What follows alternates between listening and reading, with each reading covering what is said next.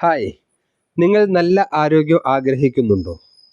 നല്ല ആരോഗ്യം ആഗ്രഹിക്കുന്ന ഒരു വ്യക്തി അദ്ദേഹത്തിൻ്റെ ജീവിത ശീലത്തിൽ നിന്ന്, അതായത് ആഹാരശീലത്തിൽ നിന്ന് എന്തെങ്കിലും ഒരു ആഹാര വസ്തു ഒഴിവാക്കാൻ ശ്രമിക്കുന്നുണ്ടെങ്കിൽ അത് എന്തായിരിക്കണം?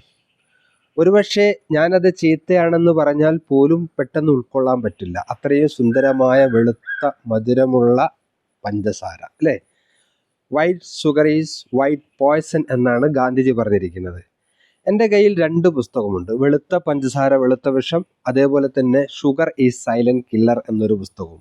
ഈ രണ്ട് പുസ്തകത്തിലും വളരെ കൃത്യമായിട്ട് പറയുന്നുണ്ട്, പൂർണ്ണമായും പ്രകൃതിദത്തമായ കരിമ്പിൽ നിന്നിരുന്ന് എടുക്കുന്ന വസ്തുവാണെങ്കിൽ പോലും 12ഓളം ജൈവരാസ പ്രവർത്തനങ്ങൾ നടത്തി പൂർണ്ണമായിട്ടും കെമിക്കലായ വസ്തുവാണ് എന്ത്? പഞ്ചസാര.